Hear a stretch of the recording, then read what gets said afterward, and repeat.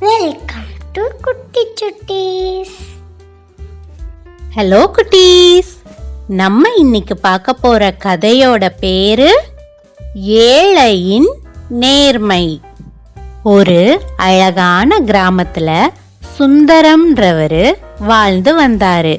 அவரு தன்னோட கிராமத்திலையும் பக்கத்துல இருக்கிற சின்ன சின்ன கிராமங்கள்லயும் வீடு வீடா போய் தேவையில்லாத ஈயம் பித்தளை பாத்திரங்கள் பொருட்களை எல்லாம் வாங்கி வந்து நகரத்துல இருக்கிற மொத்த கடையில போட்டு அதுல வர்ற பணத்துல குடும்பத்தை நடத்தி வந்தாரு.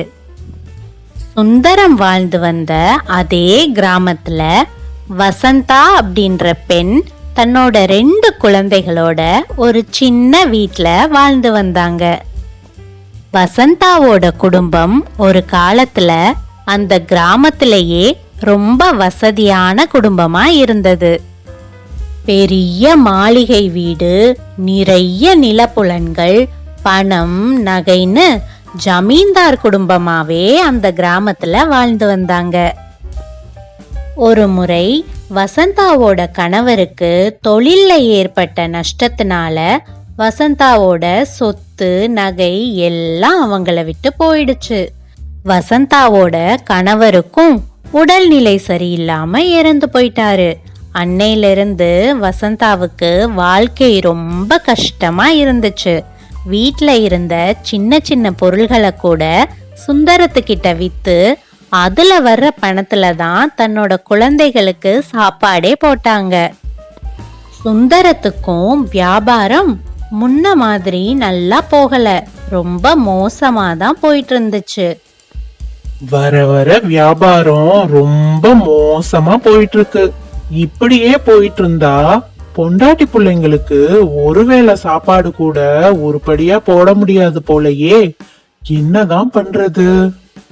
காலையில இருந்து கிராமம் முழுக்க சுத்தியாச்சு, ஒரு பொருள் கூட கிடைக்கலையே கடையில போடுறதுக்கு. இனி வசந்தாம்மா வீடு மட்டும்தான் பாக்கி. அத மட்டும் ஏன் விடணும்? சரி, அங்கேயும் போய் ஏதாவது பொருள் கிடைக்குதான்னு கேட்டுருவோம்.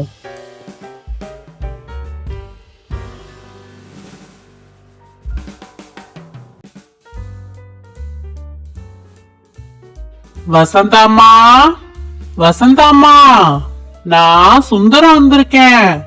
விலைக்கு போடுறதுக்கு வீட்ல ஏதாவது பொருள் இருந்தா கொண்டு வாங்க. அடடே, சுந்தரம் அண்ணனா, வாங்க வாங்க.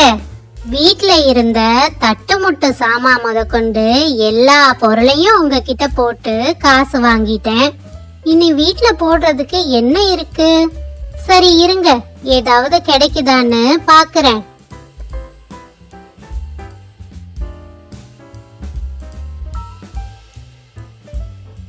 அண்ணே, வீடு முழுக்க தேடிட்டேன், பொருள் எதுவுமே இல்ல. இந்த ஒரே ஒரு தட்டு தான் இருக்குது. இது என் மாமனாரு சாப்பிடுறதுக்கு பயன்படுத்தின தட்டு. இத வச்சுக்கிட்டு ஏதாவது காசு கொடுங்கண்ணே. 2 நாளைக்கு நானும் என் பிள்ளைங்களும் வயிறார சாப்பிட்டுக்குவோம் அப்படின்னு வசந்தா சொன்னதும் சுந்தரம் அந்த தட்டையே கொஞ்ச நேரம் கூர்ந்து பார்த்தாரு. பார்த்துட்டு வசந்தா கிட்ட இப்படி சொன்னாரு. சரி வசந்தாம்மா, இப்போதைக்கு என்கிட்ட கொஞ்சம் பணம் இருக்கு, அத கொடுத்துட்டு போறேன்.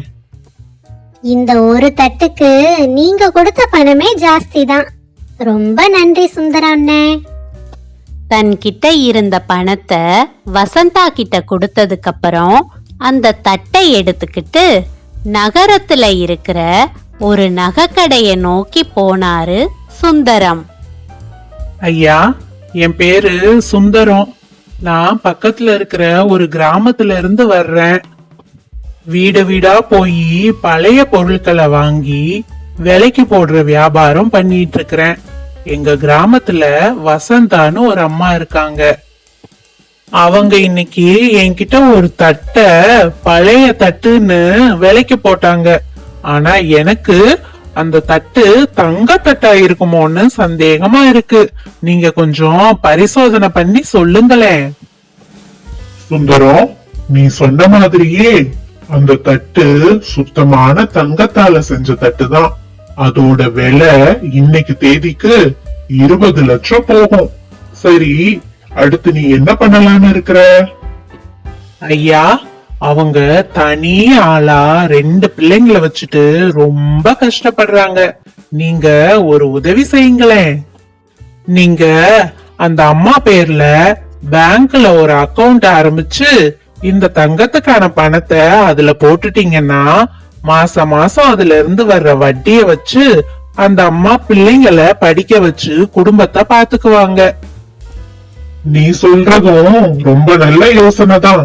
நீ ஒண்ணு பண்ணு, அந்த அம்மாவை போய் கையோட கூட்டிட்டு வா. நான் அந்த அம்மா பேர்ல அக்கவுண்ட் ஆரம்பிக்கிற வேலைய என் மேனேஜரை வச்சு பாக்குறேன். சீக்கிரம் போயிட்டு வா. நகைக்கடைக்காரர் இப்படி சொன்னதும் சுந்தரம் வேகமா வந்து வசந்தா கிட்ட நடந்தது எல்லாத்தையும் சொன்னாரு. வசந்தாவும் சுந்தரத்தோட அந்த நகரத்துல உள்ள நகைக்கடைக்கு போனாங்க. நகைக்கடைக்காரர் சொன்ன மாதிரியே தன்னோட மேனேஜரையும் வசந்தாவையும் பேங்க்குக்கு அனுப்பி வசந்தாவோட பேர்ல ஒரு அக்கவுண்ட் கிரியேட் பண்ணி அதுல தங்கத்துக்கான பணத்தையும் போட்டாரு. அதுல இருந்து கிடைக்கிற வட்டிய மாசா மாசம் வசந்தாவோட கைக்கு வர்ற மாதிரி ஏற்பாடு செஞ்சாரு. வசந்தா தனக்கு உதவி செஞ்ச சுந்தரத்துக்கும் நகைக்கடைக்காரருக்கும் நன்றி சொல்லிட்டு அங்க இருந்து கிளம்பிட்டாங்க.